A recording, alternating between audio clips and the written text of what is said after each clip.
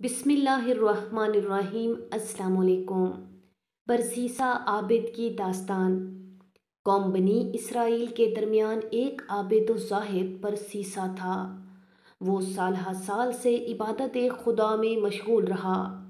वो अल्लाह ताला के नज़दीक इस मकाम व मंजिलत पर फायज हुआ कि जहनी मरीज़ों का इलाज करता। लोग अपने मरीज़ लेकर उसके पास आते, वो दुआ करता तो वो शिफा याब हो जाते। एक दिन एक अमीर ख़ानदान की जवान औरत जो कि नफसियाती मरीज़ा थी को उसके भाई बरसीसा आबिद के पास लेकर आए।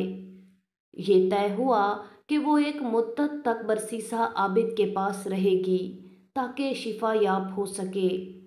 वसवसे के लिए शैतान ज़ाहिर हुआ।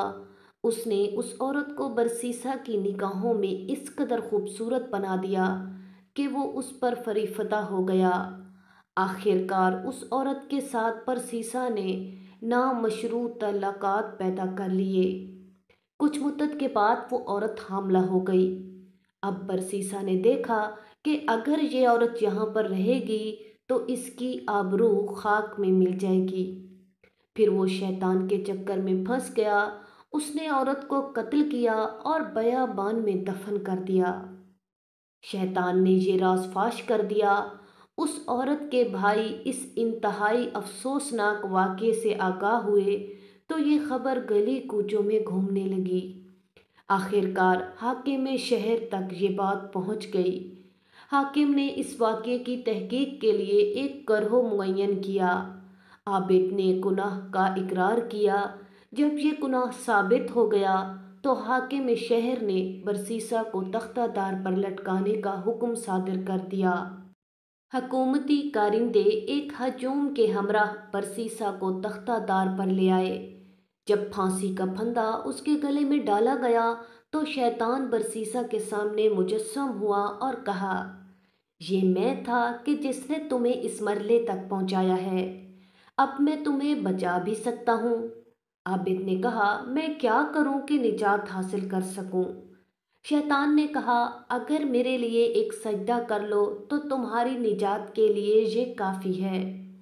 आबिद ने कहा, मैं यहाँ पर इस हालत में तुम्हें सजदा नहीं कर सकता।